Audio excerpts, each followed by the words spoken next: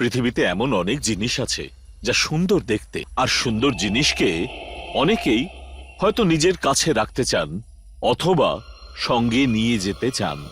কিন্তু এটা কি খুব প্রয়োজন যে সব সুন্দর জিনিসই সব সময় ভালোই হবে? সেটা খারাপও হতে পারে।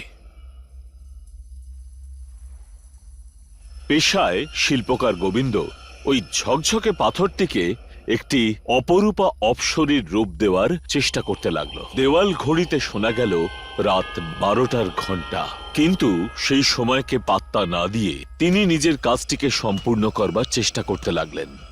প্রায় রাত 1:45টার সময় গোবিন্দ সেই পাথরটিকে অপরূপা এক অপ্সরীর রূপ প্রদান করে তিনি ঘুমোতে গেলেন। কখনো সখনো কোনো কাজ শেষ হয়ে যাওয়ার পর নতুন এক গল্পের সূত্রপাত হয়। এখানেও ঠিক তেমনটিই হলো।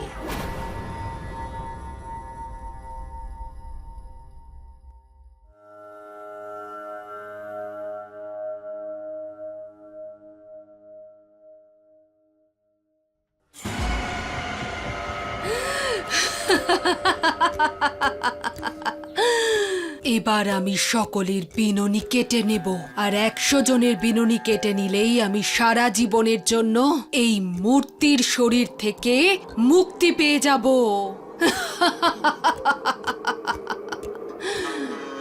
পরের দিন নিজের সৃষ্ট মূর্তিগুলিকে নিয়ে গোবিন্দ বিক্রির জন্য বাজারে গেলেন, যেখানে অপ্সরারূপী ডাইনির মূর্তিটিও ছিল। মূর্তি নিয়ে যাও, মূর্তি। আরে সুন্দর সুন্দর মূর্তি নিয়ে এসেছি, নিয়ে যাও। আরে দাদা, এই অপ্সরার মতো দেখতে মূর্তিটা তো খুবই সুন্দর। সুন্দর হবে না কেন? আমি নিজের হাতে বানিয়েছি যে। এমনিতে এর দামটা কত হবে? রামু মূর্তিকারকে অর্থ দিয়ে দিল, আর ওই মূর্তিটি নিয়ে সেখান থেকে চলেও গেল। মূর্তি নিয়ে রামু তার নিজের বাড়িতে পৌঁছল।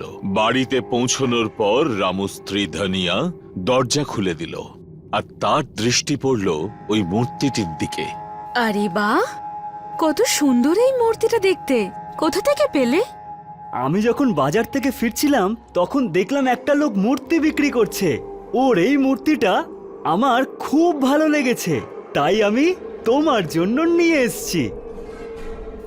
আমি এটা তাহলে হলে রাখবো। কেমন লাগবে?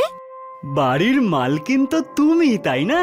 তোমার যেখানে ইচ্ছে হবে তুমি সেখানেই রাখবে, বুঝেছো? ধনিয়া ওই মূর্তিটি নিয়ে তাদের বাড়ির হলে সাজিয়ে রাখল।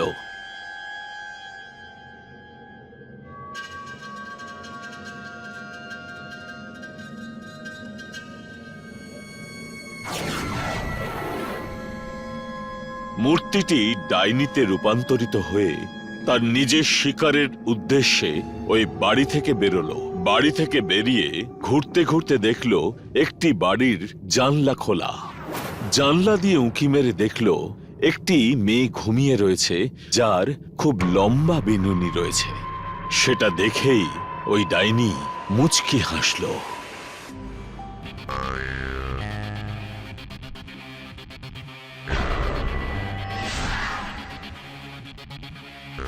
সকালে ঘুম থেকে উঠে তার চুলটা কাটা দেখে ওই মহিলা চিৎকার চেঁচামেচি করে পুরো অঞ্চল মাথায় তুলল।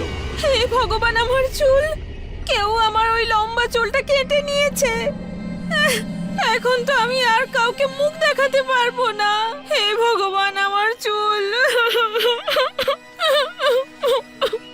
আরে জানো কি, কেঁদো না, শান্ত হও তুমি। কি করে শান্ত হব আমি? শহরের বাকি মেয়েদের হয়তো ছোট চুলের শখ আছে, কিন্তু আমার নেই। কত কষ্টে চুলটা বড় করেছিলাম আমি।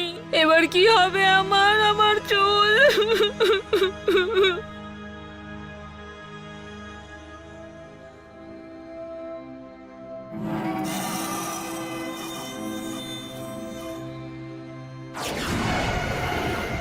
মূর্তি রোজ রাতে ডাইনির রূপ নিয়ে বাড়ি থেকে বেরিয়ে যেত।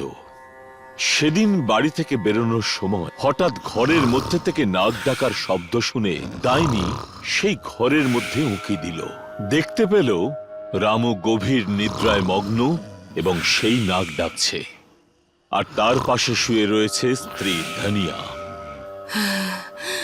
ওর বিনুনিটা তো খুব সুন্দর আর বেশ লম্বা। আমি ওটা এক্ষুনি কেটে ফেলবো।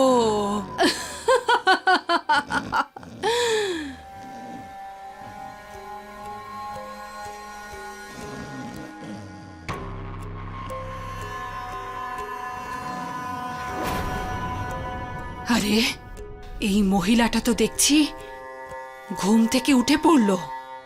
এবার আমি ওর বিনুনিটা কাটবো কি করে? এখান থেকে পালিয়ে যাওয়াটাই ঠিক হবে।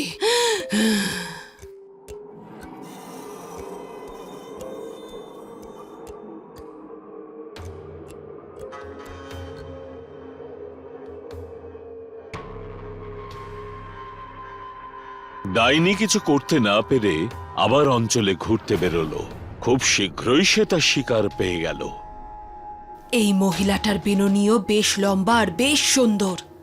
এটা তো আমাকে কাটতেই হবে। ডাইনি সেই ঘরের মধ্যে ঢুকে পড়ল আর দাঁত দিয়ে পার্বতীর বিনুনি কেটে ফেলল। বোন ধনিয়া, জানো কি, আমার বিনুনি ওর হাতে কেউ কেটে নিয়ে গেছে। জানি না আমার বিনুনির ওপর কার নজর পড়েছিল যে কেটে নিয়েছে। এবার শ্বশুর বাড়ির লোকজন আমাকে চুল ছাড়া দেখলে কি ভাববে? হে ভগবান, আমার তো আর মুখ দেখানোর উপায় থাকলো না। কিভাবে মুখ দেখাবো সবাইকে?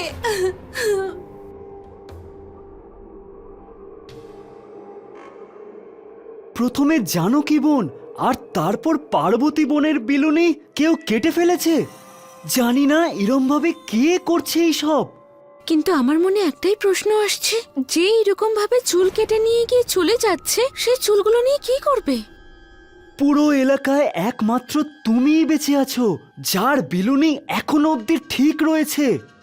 তুমি এত চিন্তা করো না, আমার চুলে কেউ হাতও লাগাতে পারবে না। রাতে যখন রামুর পাশে তার স্ত্রী গভীর ঘুমে মগ্ন, ঠিক তখন রামুর চোখে কিন্তু ঘুম ছিল না। সেই চোখে ছিল এক গভীর চিন্তা ও ভাবনা। এলাকায় সব মেয়েদের বিলুনি কেউ কেটেছে, কিন্তু আমার বউয়ের বিলুনি এখনো অব্দি কেউ কাটেনি। আমার বউ আবার এইসব কাজ করছে না তো? না না, আমার বউ এরকম কোনো কাজ করতে পারে না। সন্দেহের ছায়া রামুর মনের মধ্যে ক্রমশ ঘোরাফেরা করতে লাগলো। ঠিক তখনই ধনিয়া পাশ ফিরে শুলো। তাই দেখে রামু নিজের চোখ বন্ধ করে ঘুমের ভান করে পড়ে রইল।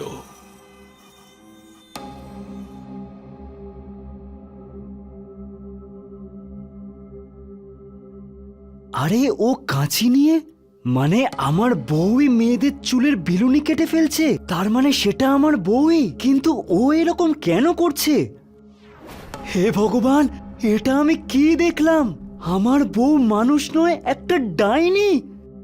রামুর বাড়ি থেকে সেই ডাইনিকে বেরোতে দেখলো প্রতিবেশী জানকী। লম্বা চুলের বিনুনি হারানোর পর জানকী খুব রেগে থাকতো, কিন্তু যখন ওই গ্রামের আরো অন্যান্য মহিলাদের বিনুনি কাটা পড়ল, তখন সে ওই বিনুনি চোরকে ধরবার জন্যে প্রতিজ্ঞা করেছিল। ডাইনিকে দেখতে পেয়েই তার মনে হলো যে তার জেগে থাকা সার্থক হয়েছে। আজ আমি একটা নয়, কম করে 10টা বিনুনি কেটে আনবো। আচ্ছা, তাহলে আমাদের সবার বিনুনি কেটে নেওয়া কোনো মানুষ নয়, একজন ডাইনি। কিন্তু এ তো লক্ষ্মী দিদির বাড়ির ওই দিক থেকেই আসছে। হে ভগবান, তার মানে লক্ষ্মী দিদি একজন ডাইনি। তাই বলি যে এলাকার সব মেয়েদের বিনুনি কাটা পড়ছে, কিন্তু এই লক্ষ্মীর চুল কেউ কাটছে না। পরের দিন রামু তার কাজকর্ম শেষ করে বাড়ির দিকে সন্ধেবেলায় ফিরে আসছিল। ঠিক তখন রাস্তায় তার সঙ্গে দেখা হলো রাগান্বিত ও চিন্তান্বিত জানকীর সঙ্গে। জানকী রাতের ঘটনা রামুকে জানালো। আমার বউ যে ডাইনি সেটা আমি জানতে পেরে গেছি জানকী বোন, কিন্তু তুমি একদম চিন্তা করো না। আমি এক তান্ত্রিকের কাছ থেকে এই মালাটা নিয়ে এসেছি। এটা পরা মাত্রই আমার বউ একদম ঠিক হয়ে যাবে। রামুর কথা শুনে জানকীর চিন্তা একটু কমল আর সে তার নিজের বাড়িতে ফিরে গেল। খুব তাড়াতাড়ি সূর্যদেব অস্ত গেলেন আর চারিদিকে রাতের অন্ধকার নেমে এলো। ধনিয়া এবং রামু তাদের নিজেদের বাড়িতে শুয়ে পড়ল, কিন্তু রাত আরো গভীর হতেই রামু বিছানায় উঠে বসল আর বালিশের নিচ থেকে মালা বার করে ধীরে ধীরে ধনিয়ার গলায় পরিয়ে দিল। হে তান্ত্রিক বাবা, এবার আপনি রক্ষা করুন।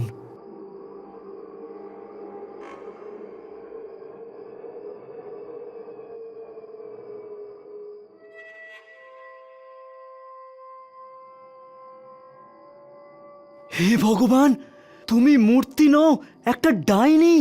একদম ঠিক ধরেছো। এর মানে তুমি সেই ডাইনি যে সবার চুলের বিলুনি কেটে নেয়। হ্যাঁ, আমি সেই ডাইনি যে সবার বিনুনি কেটে ফেলে। কিন্তু তুমি এখন আমার সত্যিটা জেনে গেছো, আর সেই জন্য আমি তোমার গলা কেটে ফেলবো।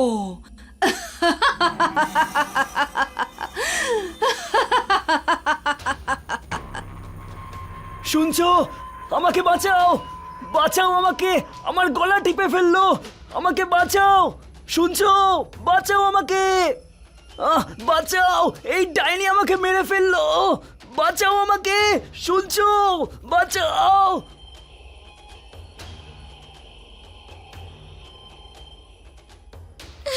ছাড়, ছাড় আমার স্বামীকে, ডাইনি একটা, ছাড় বলছি, ছাড় আমার স্বামীকে। তোরা তো সাহস হয় কি করে আমার স্বামীকে মারার? ছাড়, ছাড় বলছি, ছাড়, ছাড়, ছাড়, ছেড়ে দে, ছেড়ে দে আমার স্বামীকে, ছাড়। ওরে বাবা, পালাই এখান থেকে। এই ডাইনি এখানে কি করে এলো? আর আমার গলায় এই মালা, এই মালাটা কোথা থেকে এলো? শুনছো? আমি যে অপ্সরার মতো মূর্তিটা নিয়ে এসেছিলাম, এটা সেই মূর্তির ডাইনি।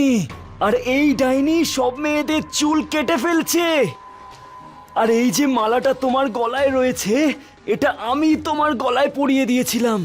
আমার মনে হয়েছিল যে চুল কেটে ফেলা ডাইনি যে অন্য কেউ নয়, বরং তুমি। এই তুমি কি সব কথা বলছো? হ্যাঁ গো, আমি সত্যি বলছি।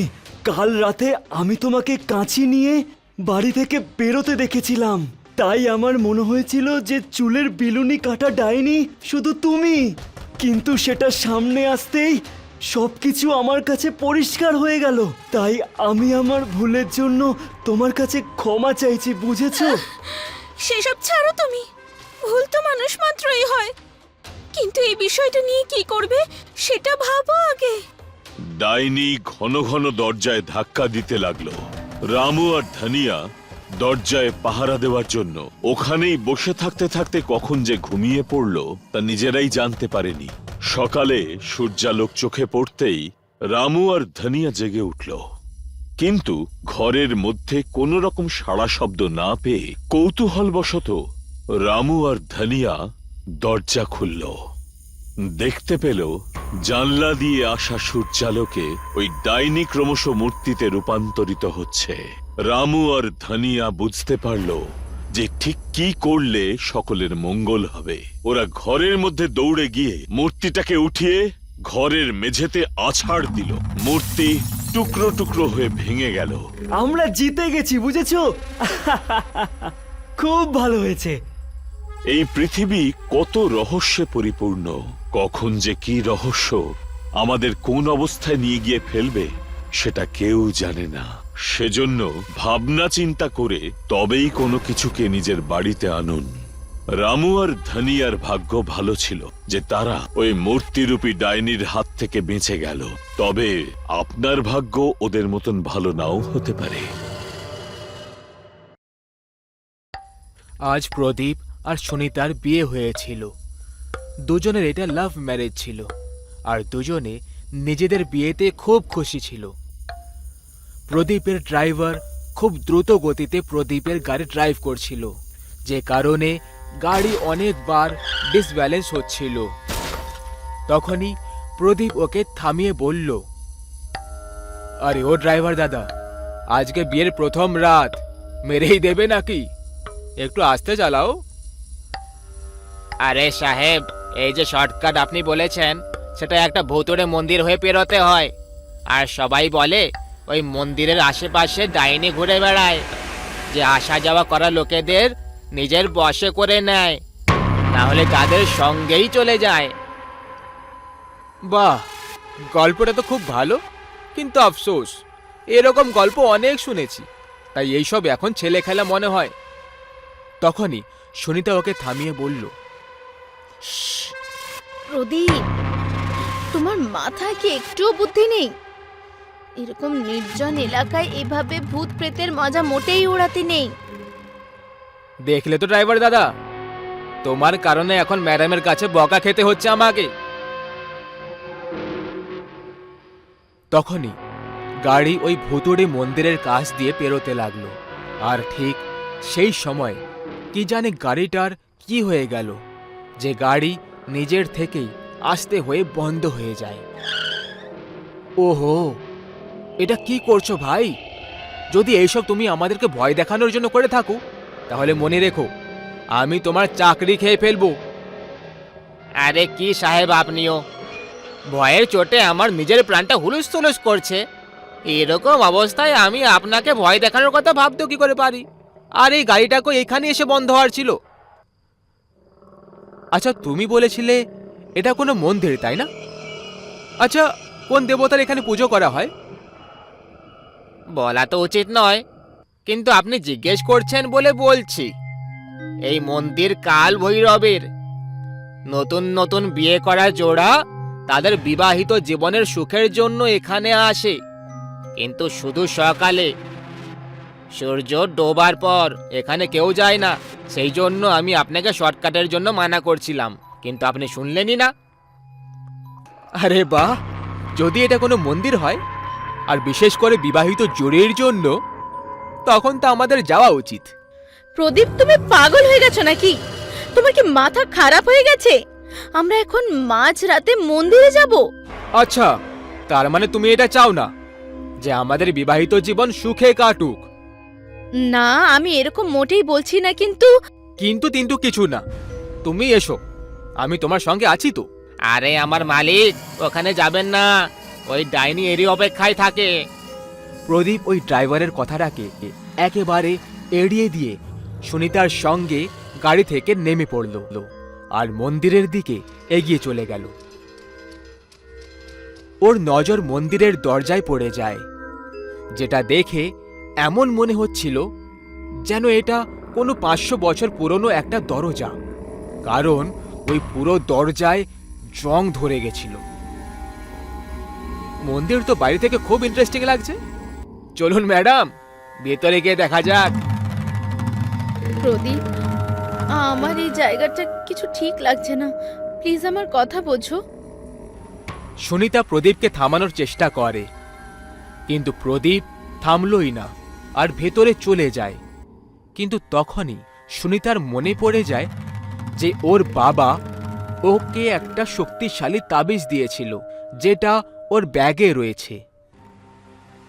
প্রদীপ, মনে আছে বাবা আশীর্বাদ হিসেবে একটা তাবিজ দিয়েছিল? আমার মনে হয় আমাদের ওটা নিয়ে নেওয়া উচিত। ঠিক আছে, তুমি গাড়ি থেকে ওটা নিয়ে এসো, ততক্ষণ আমি ভেতরে তোমার অপেক্ষা করছি। এই বলে প্রদীপ মন্দিরের ভেতরে চলে যায়। সুনিতার ওই সময় নিজের চারিপাশে একটা অদ্ভুত রকমের ছায়া অনুভব হয়ে চলেছিল। এই কারণে ও আস্তে আস্তে ভয় পেয়ে আবার গাড়ির দিকে ফেরত যেতে লাগলো। অন্যদিকে প্রদীপ কারোর কিছু পরোয়া না করে মন্দিরের ভেতরে প্রবেশ করে ফেলল ও পূজা ঘরের দিকে এগিয়ে গেল।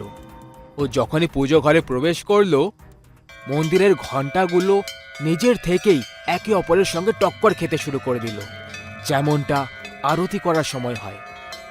ওই সময় তো হাওয়াও চলছিল না, তাহলে এই ঘণ্টাগুলো একে অপরের সঙ্গে কি করে টক্কর খাচ্ছে? তখনই ওর নজর মন্দিরের মূর্তির ওপরে পড়ে যায়। আরে, এটা কোনো মন্দির নাকি ভূতের ঘর? পুজো ঘরে না তো কোনো প্রদীপ জ্বলছে, আর না কোনো ভগবানের মূর্তি রাখা আছে। প্রদীপ নিজেকে এইসব বলছিল, আর তখনই ওর পেছন থেকে সুনিতা আওয়াজ দিয়ে দিল, প্রদীপ, ডার্লিং এদিকে এসো। প্রদীপ তক্ষুনি পেছনে তাকালো। সুনিতা 2 হাত খুলে দাঁড়িয়েছিল। আরে আমার জান, তুমি এসে গেছো? আমি তোমার কখন থেকে অপেক্ষা করে যাচ্ছিলাম। এবার তুমি শুধু দূর থেকেই প্রেম করবে নাকি কাছেও আসবে?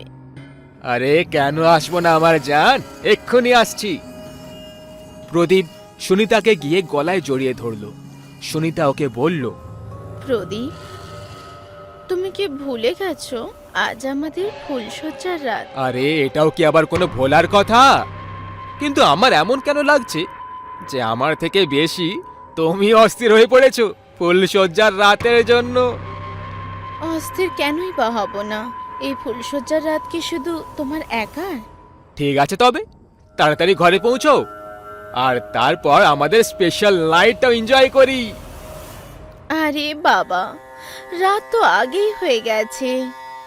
ঘরে পৌঁছতে পৌঁছতে সকাল হয়ে যাবে, তারপর ফুলসজ্জার রাতের কি আর কিছু বেঁচে থাকবে? তাহলে তাহলে এখানে এই মন্দিরে আমরা আজকে ফুলসজ্জা করব। প্রদীপ সুনিতাকে গলায় জড়িয়ে ধরে আর ওর সাথে আনন্দ করতে শুরু করে। কিন্তু তখনই প্রদীপের নজর ওপরে টাঙানো কাঁচের ঝালরে পড়ে যায়, যেটা দেখে প্রদীপকে খুব জোরে ঝটকা লেগে যায়। ও সুনিতার শরীরের জায়গায় একটা ডাইনির ভয়ঙ্কর চেহারা আর নোংরা শরীর দেখতে পাচ্ছিল, অথচ বাস্তবে ও সুনিতা ছিল। প্রদীপ বুঝতে পেরে যায় যে ও নিজের ফুলসজ্জা সুনিতার সঙ্গে নয়, বরং কোনো ডাইনির সঙ্গে মানাচ্ছে। তুই কে? ছাড় আমাকে, তুই তো একটা ডাইনি।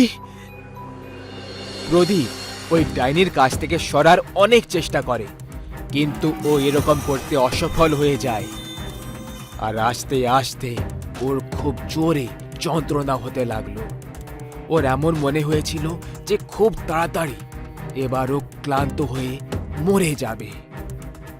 ওই ডাইনি যে সুনিতার রূপ নিয়ে প্রদীপকে নিজের জালে ফাঁসিয়েছিল, ও এখন আবার নিজের ডাইনির রূপ ধারণ করে নেয়।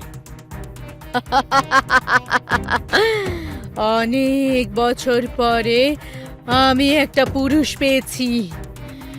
এবার আমি নিজের শরীরের খিদে মিটিয়েই ছাড়বো।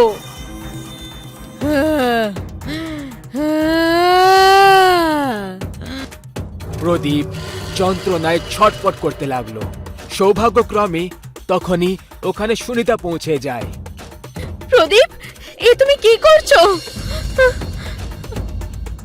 সুনিতা প্রদীপকে ওই ডাইনির সঙ্গে একসাথে শুয়ে থাকতে দেখে ফেলে।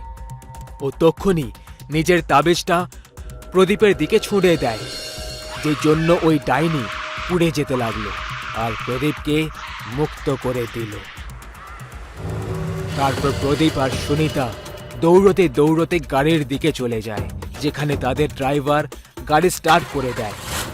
শুরুতে তো গাড়ি স্টার্টই হচ্ছিল না, কিন্তু প্রার্থনা করার পরে গাড়ি স্টার্ট হয়ে গেল আর ওরা সবাই ওখান থেকে তাড়াতাড়ি কেটে পড়ল।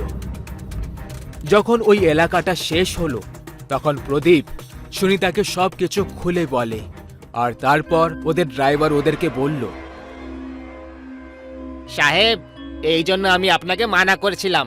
আপনারা শহরের লোক, আপনারা এখানে সত্যি জানেন না, কিন্তু এখান থেকে যারা আসা যাওয়া করে আর যারা এখানে বসবাস করে এই কথাটা জানে যে এখানে কামুকতার ক্ষুধার্ত ডাইনি বসবাস করে, যেখানে সব পুরুষদেরকে সুন্দর কন্যা আর তাদের স্ত্রীর রূপে দেখা দেয় আর তাদের সঙ্গে নিজের ফুলসজ্জার রাত কাটায়, আর তারপর তাদেরকে মেরে এই মন্দিরের ছাদে এনে ঝুলিয়ে দেয়।